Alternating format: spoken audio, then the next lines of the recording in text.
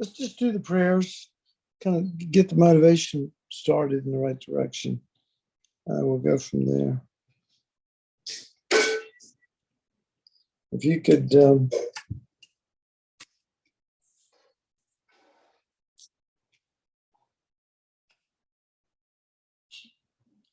yeah.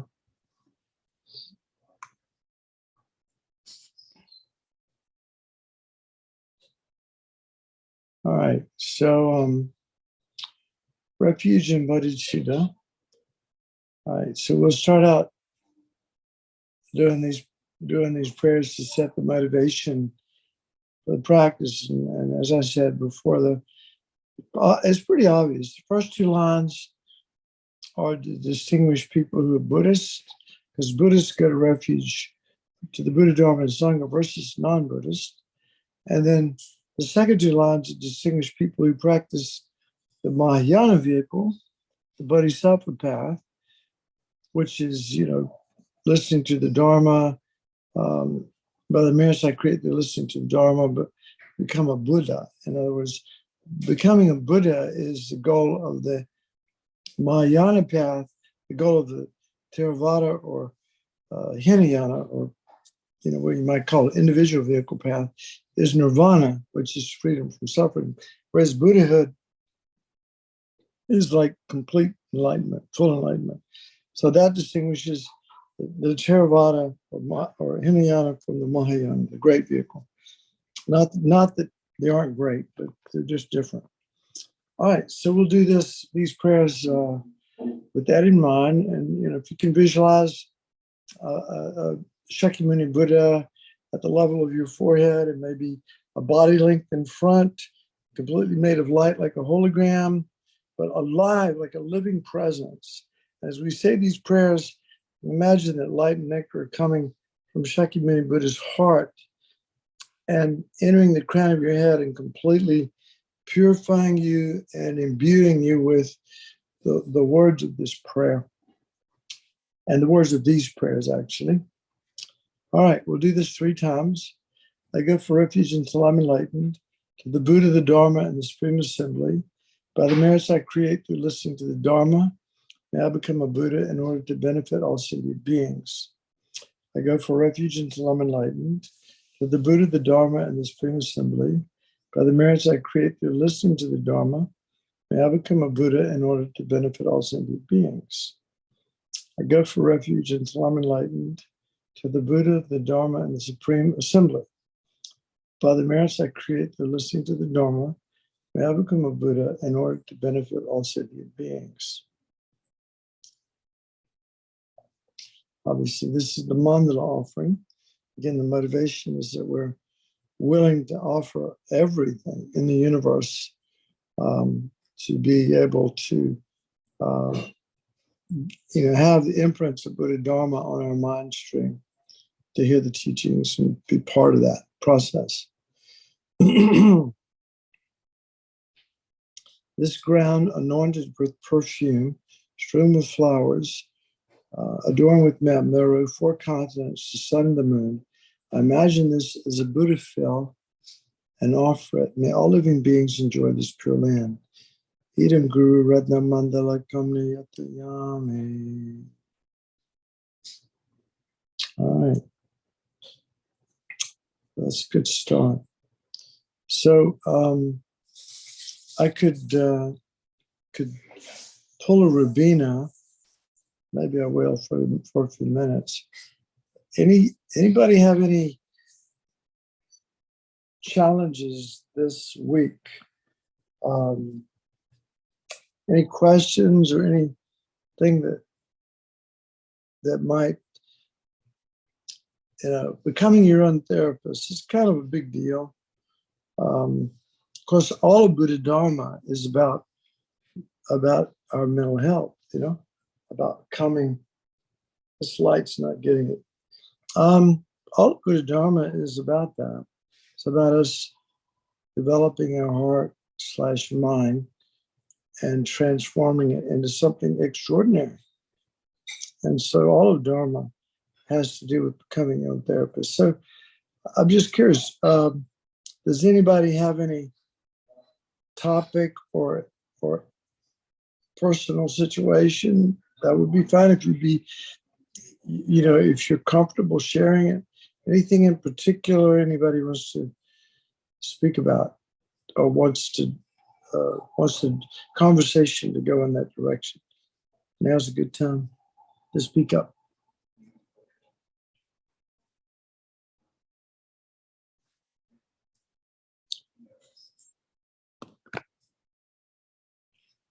Okay. Well, that's okay. We'll just launch into what's so far we've talked about loneliness, which is Don, sorry to interrupt, but did you see the comment by Deb in the chat? No, I did not. How do I get into that?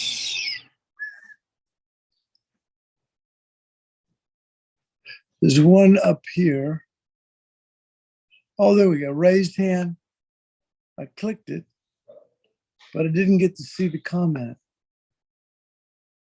There should be a chat box. Oh, there it is. I see. Okay. Sure. I'm on day 372 of a long COVID, dealing with chronic pain in the body. Mind feels good, body isn't. Would like to hear about why having a plan feels better than just waiting to get better.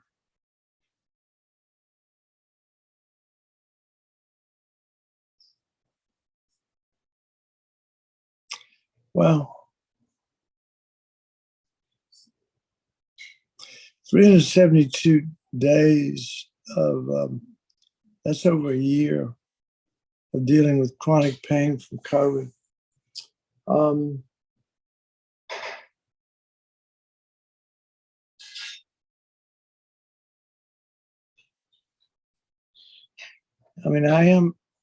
My daytime job is I'm a physician, family medicine. So I do deal with patients who have chronic pain, and I also deal with patients who've had long COVID, although all of my long COVID patients right now have recovered.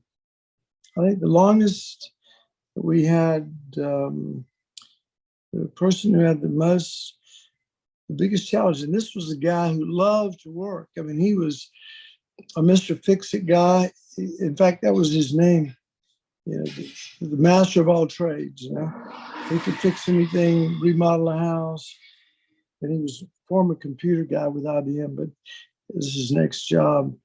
And he got long COVID, and he just could barely move. And he was miserable for months and months. This went on, so it does happen. It's a real phenomenon. The difference, I think,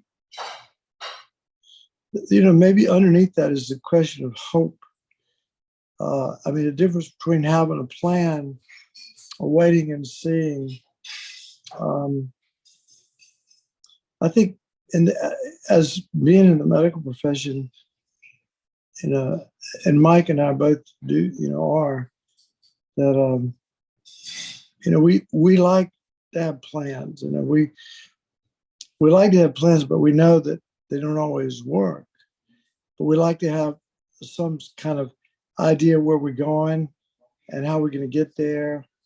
And so that involves coming up with some kind of plan. And it gives patients hope. Having a plan, I think, gives people hope. The problem with hope is that sometimes the plans don't work out. And then people are left feeling whatever they're experiencing, Either way, it is going to be a wait and see whether you have a plan or not. There's no guarantee that the plan is going to work or that just waiting and seeing is going to work. Although statistically, waiting and seeing, is going to work. Most people don't have long COVID forever. And the other question is, obviously is something else going on. I mean, certainly COVID has taken a toll on a lot of people's health. But there are other, I mean, it can become a trigger for something. It can also, COVID could be gone and you're left with a whole new problem that has nothing to do with COVID. I'm not giving you medical advice. I'm just being practical. I'm trying to be practical anyway. So, but in a sense, I'm saying, that having hope is,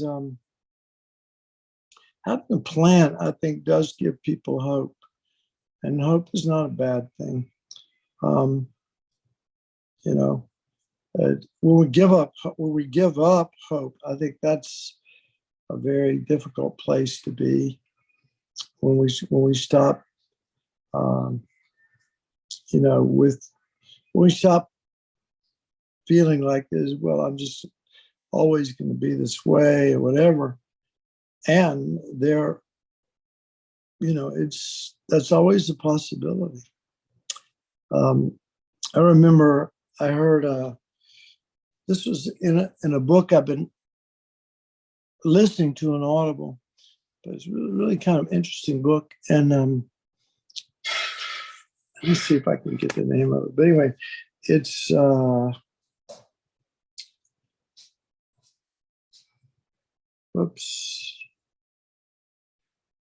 Art of Happiness, I believe, is the book.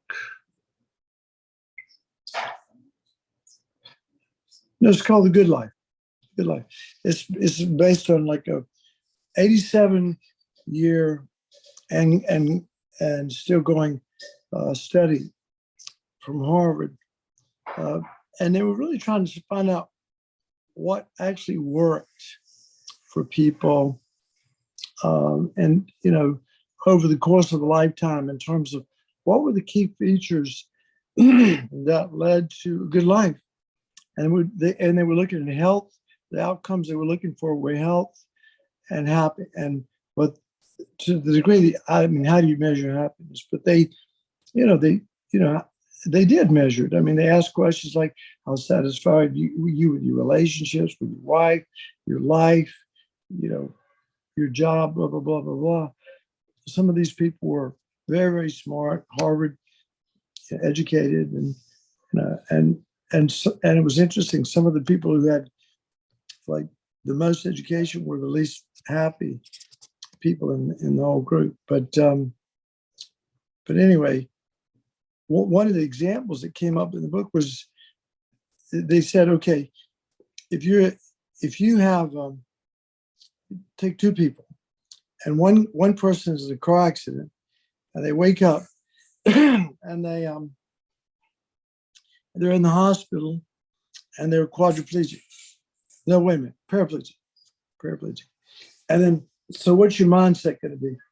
You're going to be very unhappy, kind of miserable, really, pretty obviously miserable.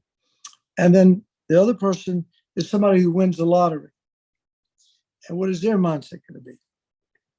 And obviously they're going to be ecstatic.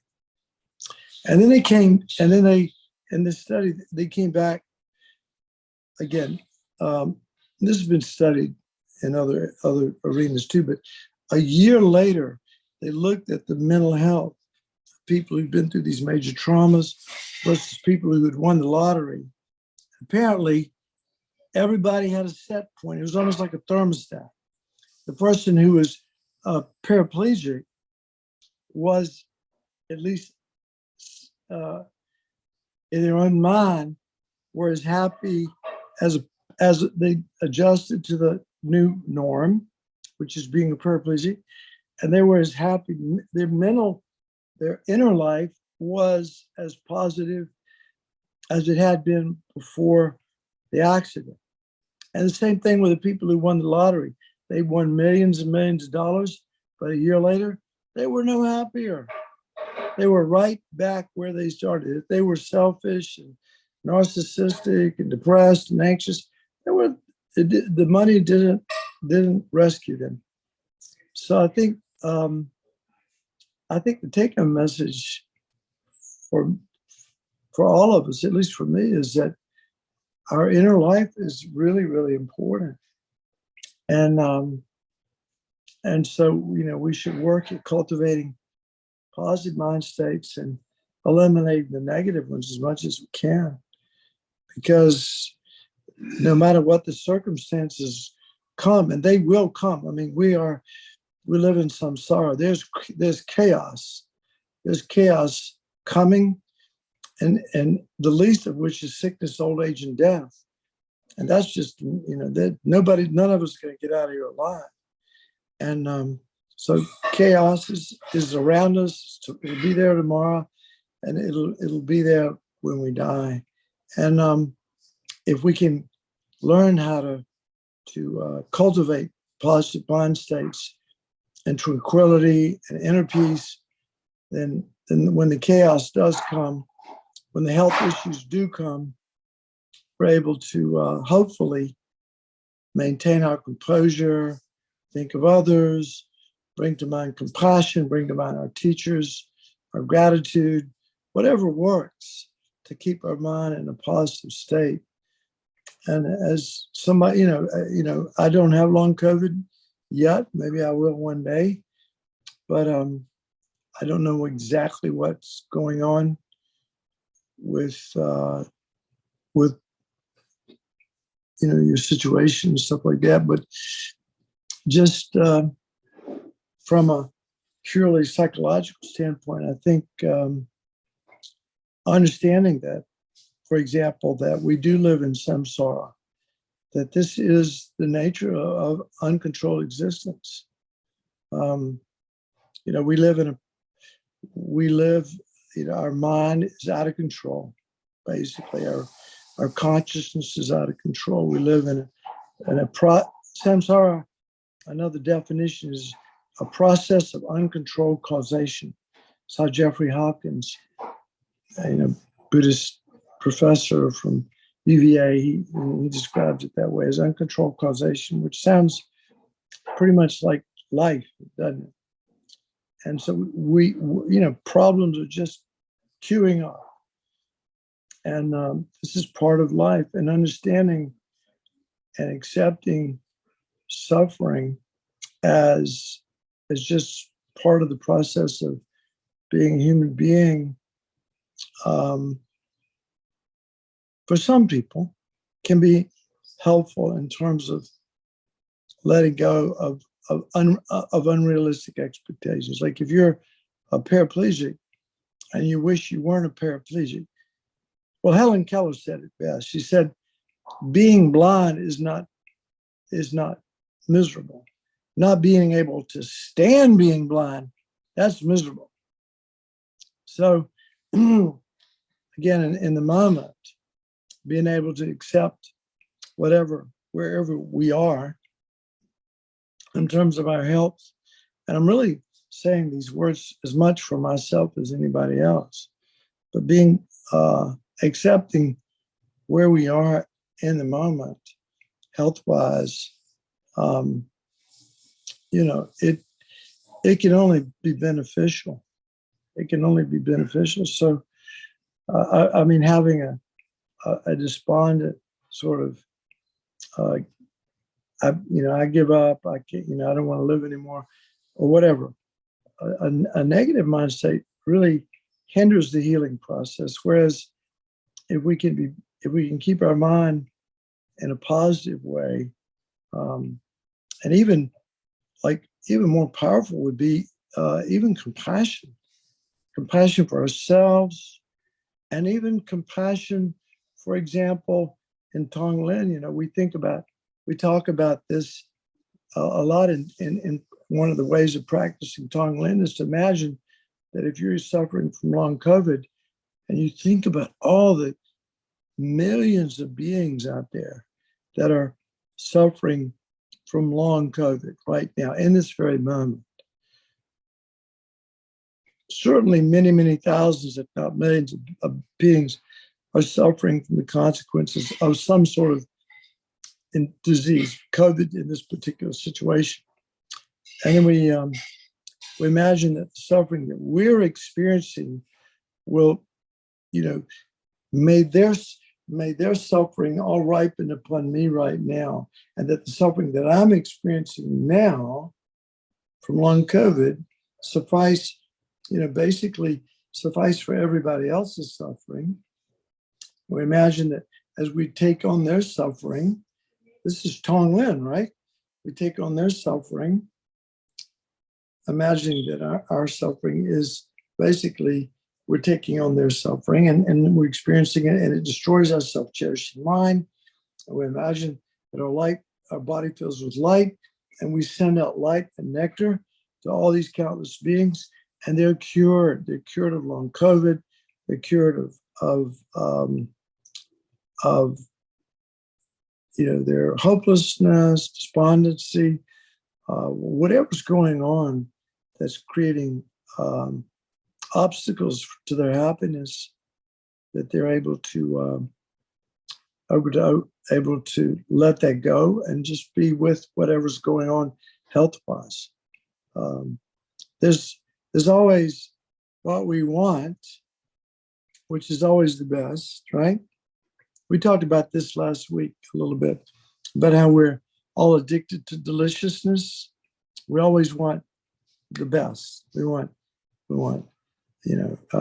gain and pleasure and gain and fame and praise. We're all attached to, or addicted to everything that's delicious or wonderful, and we feel we don't want anything negative. It's just we feel aversion toward any kind of suffering or any kind of problems. It's just normal. It's just normal.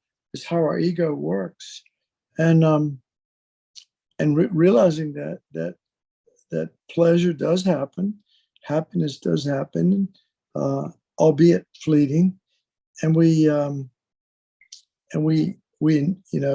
if we understand that it's fleeting, and we can really truly enjoy ourselves because we don't cling to it, with some unrealistic expectation it's going to last forever.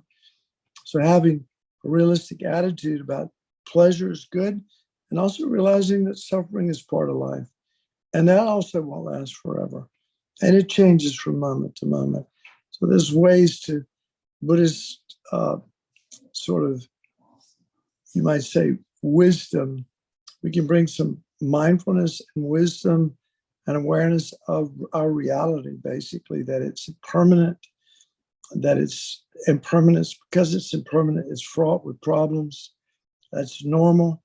And what we're experiencing is part of living in an imperfect world where we haven't developed ourselves to the point of becoming an arhat or achieving nirvana, where we wouldn't suffer at all, no matter what kind of physical problems seem to appear.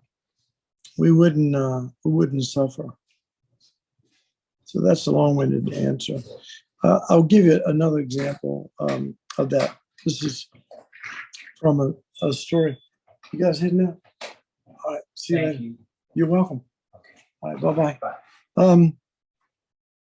Some friends, some Dharma friends, actually. They just left. They've been here for dinner and cleaning up. So there was this guy back in the time of the Buddha. There was a man named Ungui Mala. Anybody remember this? Anybody know that story? You know it? Yeah. Well, this is my version of it anyway. I'm not sure probably lots of versions. But anyway, there was this bad guy. His name was Ungui Mala, and he had a teacher who was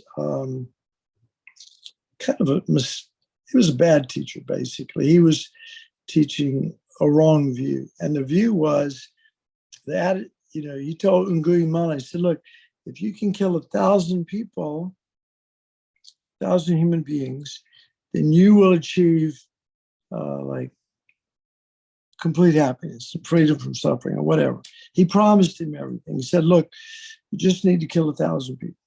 So Nguyen had this, he basically hung out in this forest and he killed 999 people. And he only needed one more. And I think he cut off their fingers, like maybe their index finger. He created a mala with their bones of their one of their fingers. So he had this mala around it, 999 bones on it from the people that he killed. And so the Buddha is walking through the forest. And Nguyen says, okay, this is the 1,000th person. This is going to, this is my ticket out of here, my ticket to freedom, for happiness. So he starts running after the Buddha, and the Buddha's just walking very mindfully through the forest. And then Nguyen is running as hard as he can, and the Buddha's just walking very slowly and mindfully, but he can't catch up with him. And so Nguyen says, hey, would you slow down so I can catch up with you? And catch up with you so I can kill you, basically. He's, the good Mala said, stop. And the Buddha turned around to him and said, I have stopped. And the Buddha was talking about, I've stopped suffering. I've stopped delusions. I've stopped, I've achieved, full enlightenment. I've achieved nirvana. And he said, you need to stop. And so the story goes, that experience of meeting the Buddha and having that encounter with the Buddha, he ended up practicing he ended up joining the monastic community and practicing the Dharma, and was able to achieve the state of an arhat, which means he was beyond suffering. So nirvana means freedom from suffering. And an arhat is somebody who's had that experience of achieving nirvana. And so when he became an arhat, he went back to the town. And I've heard this story different ways, but he went back to the town where he used to hang out, and the people there recognized him. And basically, he was stoned to death in that town. However, as the story goes, he didn't suffer, even though he was being pelted by stones and literally and eventually died. His mind was at complete peace the whole time. He didn't.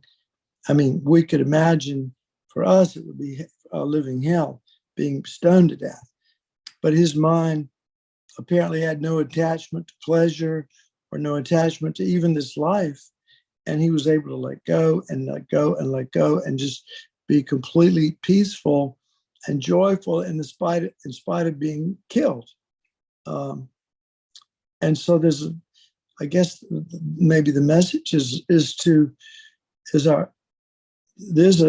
an individual who had created the karma, because when you become an arhat, all your karma, negative karma, doesn't disappear. You still have karma. So you still have the karma to be tortured to death. But because he achieved a state of deep inner tranquility and peace, he was able to tolerate it without any negativity. And I think it's a pretty amazing story, actually. And it's the claim. Buddhism makes a lot of claims, but one of the claims is that if we practice wholeheartedly and do our best, that we can become more resilient, more able to tolerate the inevitable suffering that we're all going to we all do every day experience, and will eventually experience even our own demise. To be able to do that with a mind that's tranquil and even joyful. Pretty amazing. In fact, I have a little quote here from Lama Zopa Rinpoche that I gave it to my ex-wife's husband. I don't know how I would describe him. He's not my brother-in-law, but I like him. He's like a brother to me. He's really nice. I like him a lot. And he's got metastatic kidney cancer. And so he's stage 4 kidney cancer. So he's dying. He's had brain mets that have been cured by gamma knife, and he just had a bunch of liver metastasis. He just is, but he has such a great attitude. And so Rinpoche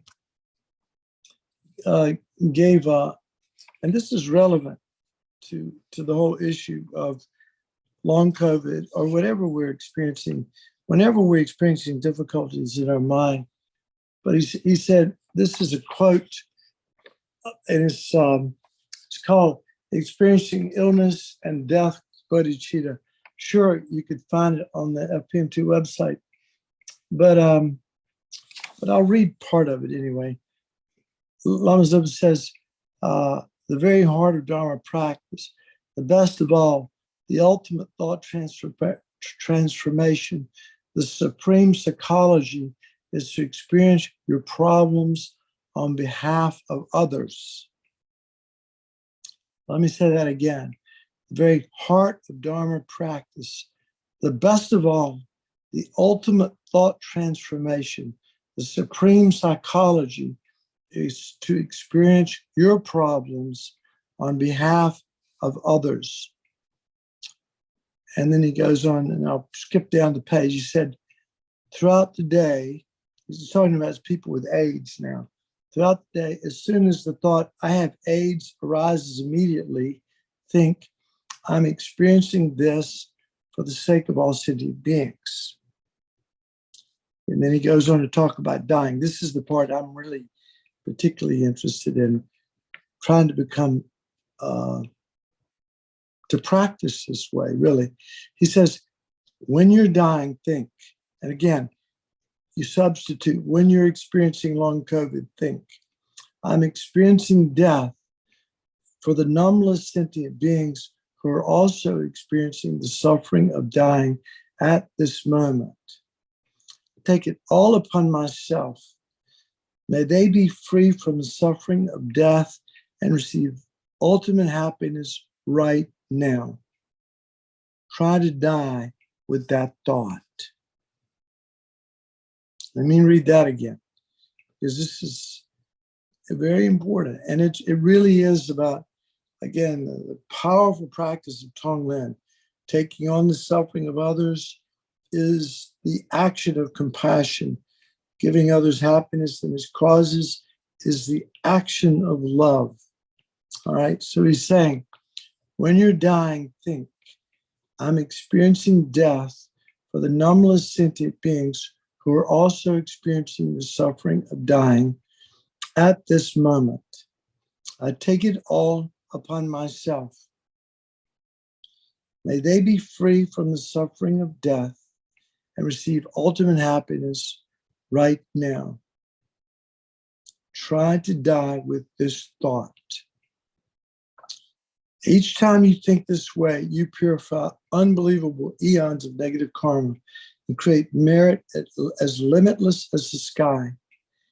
Each time you practice taking the suffering of others upon yourself, you come much closer to enlightenment, which means you come much closer to bringing all sentient beings to enlightenment.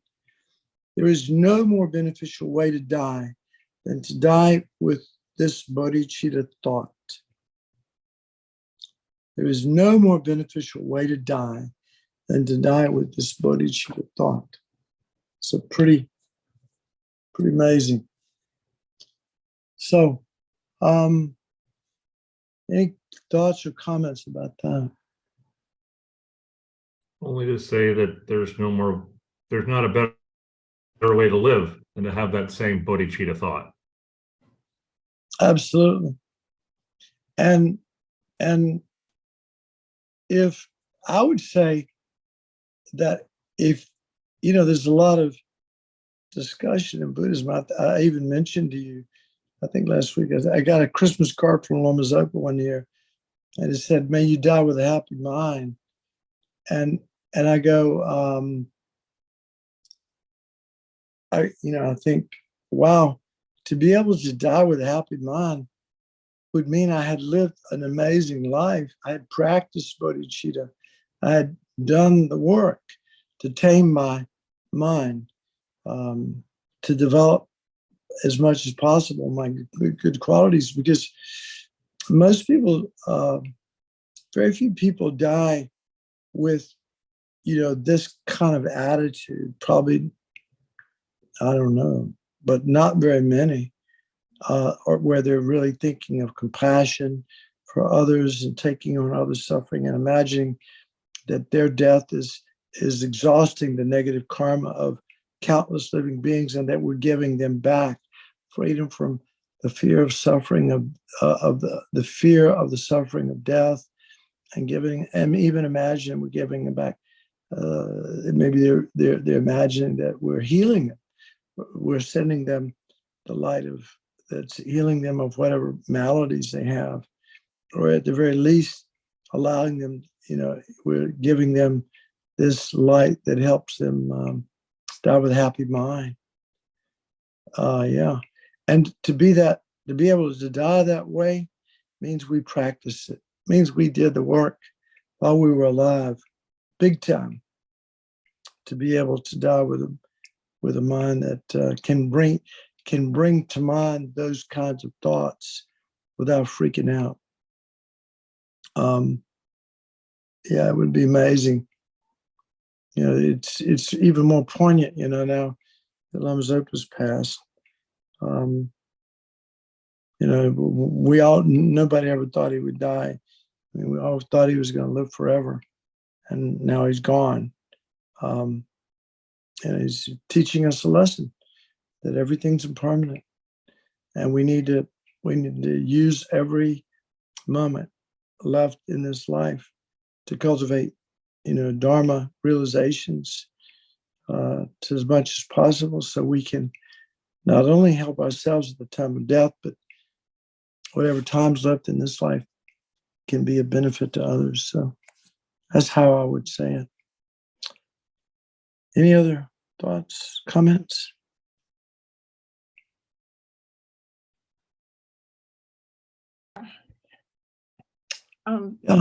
Yeah, thank you, Dr. Brown.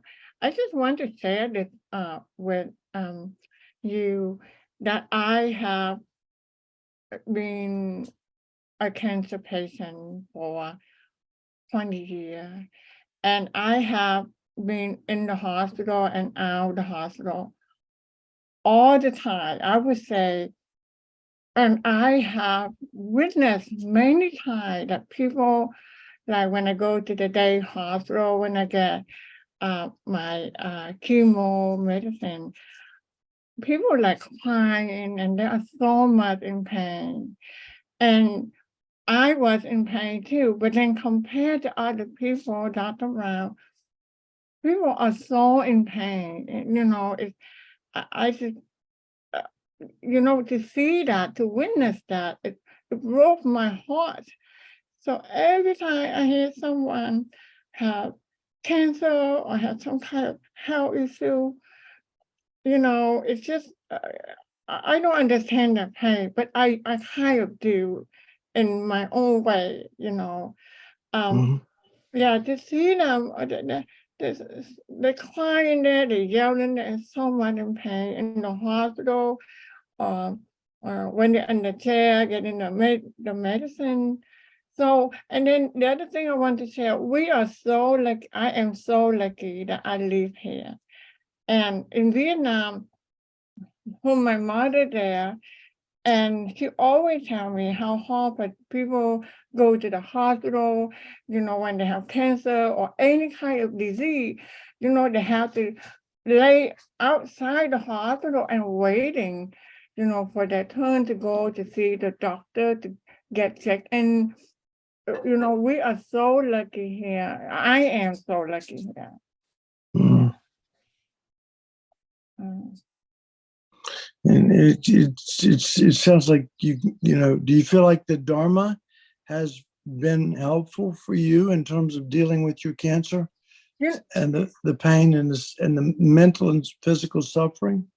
Dr. Brown, my family is Buddhism for many years, but I didn't kind of practice well. I didn't practice at all. But I do come to the center, but I didn't practice at all. I just started practice now. And I am so fortunate that I come to the teaching from the center, and when I start learning now. But in the past I didn't. I kind of understand, listen to the chanting a little bit, but I didn't quite understand completely. But Mhm. now I am. I'm a lot better. Good. Yeah. Well, I think what you're describing is a lot of us, we kind of go through life, maybe, I mean, I've been exposed to Buddhism since 1978, a long time ago, and and I'm a little embarrassed that I don't know more than I do, but I can tell you that uh, going through different challenges like health challenges or interpersonal challenges really is when the Dharma lives or dies. If we don't have, if the medicine cabinet, if our Dharma medicine cabinet is, I mean, the bottles are all up there, but there's nothing in them. The teachings on compassion or bodhicitta or emptiness or thought transformation or whatever.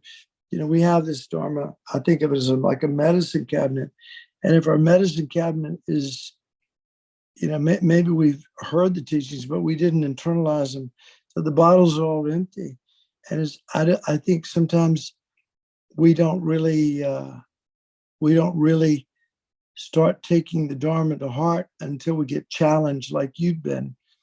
And we all have challenges. I mean, we have our own personal challenges, interpersonal challenges, health challenges. We all have that, and you certainly have had more than your share. But I think, again,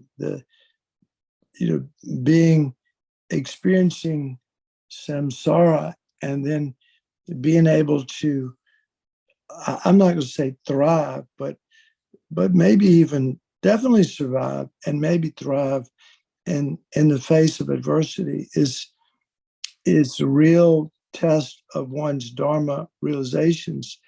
And that's how we find out where we're weak. And then we can go back, and we go, well, I didn't do so well with that. I thought I knew something, but I really don't know much at all. And then we double down. And that's when our practice can take on a whole new life. And I don't know if that's exactly what you're saying, but I think that's happens for a lot of people, that adversity becomes the catalyst for our Dharma practice to take on a whole new depth of meaning. And that's can be a good thing. Dr. Brown, I do come to the center. There's a Tibetan center here, not far away, like half an hour drive. But I didn't quite understand because it's really hard to understand. I didn't have the opportunity to learn. All I do is come to visit Rinpoche, make offering, and listen to the chanting whenever I can. But I don't quite have the study, the understanding. I just like praying for Tara. I just pray to Tara, but I don't quite understand, that behind that, or or medicine Buddha. I just start doing it now, not Right. now, but in a couple, probably a year or so. Yeah. Well, I Yeah. mean, that's we're gonna have to wrap it up because Mike's got to go in a couple of minutes. But I think we're saying the same thing. That there are many of.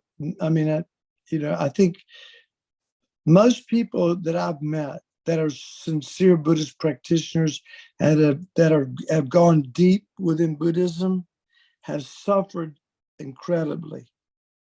For some reason, most of the most sincere practitioners who I feel like are realized and are really special people have gone through tremendous adversity. And so maybe this is the beginning for your practice to take on in life. We need to sort of close it now because I know Mike has to go. So thank you for sharing. And Mike, let's do the dedication verses and the verse for Lama Zopa.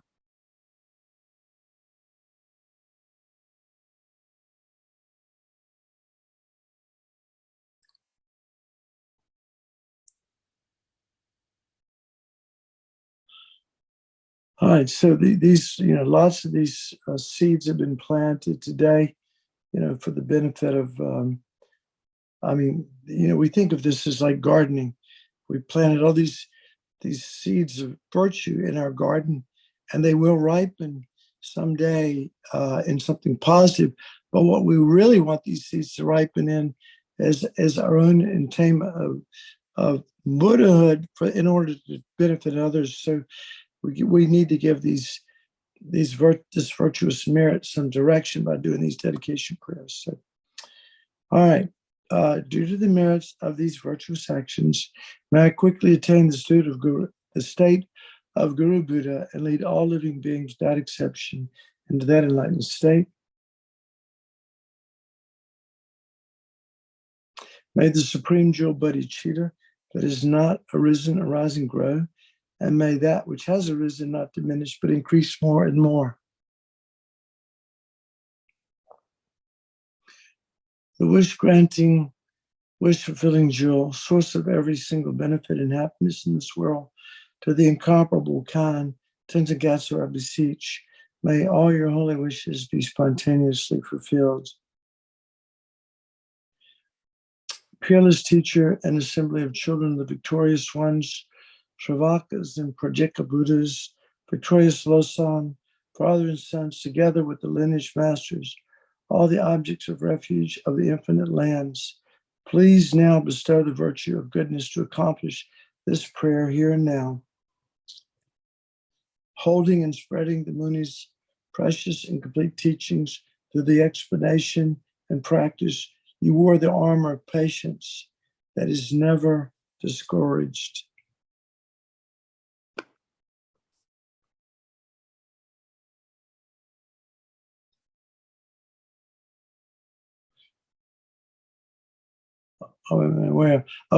Incomparable, venerable Guru, to you I make request, while striving single-pointedly for the sake of the victorious one's teachings, the sole gateway through which all benefit and happiness emerge. And for mother living beings, you suddenly departed for peace. What a great loss. Nevertheless, through the undeceiving truth of the blessings of the ocean of the three jewels and the great waves of Bodhichitta of the children of the victorious ones, may the smile of a reincarnation swiftly beam in glory for the fortunate disciples. Beloved teacher, leading your students toward wisdom and compassion, explaining through exacting discernment the steps of the graduated path, you are the unequal guide. Please live a long and stable life. Amen. All right. Well, great class, great week. Thank you for being here. Those of you, who've been here the whole time, giving me an opportunity to think about these really wonderful. The Dharma just saves my life every day, makes my life so much richer. And so I appreciate the opportunity that these classes have given me, and hopefully we'll meet again soon. And you have a good day, have a good rest of your weekend, which is short. All right, bye-bye.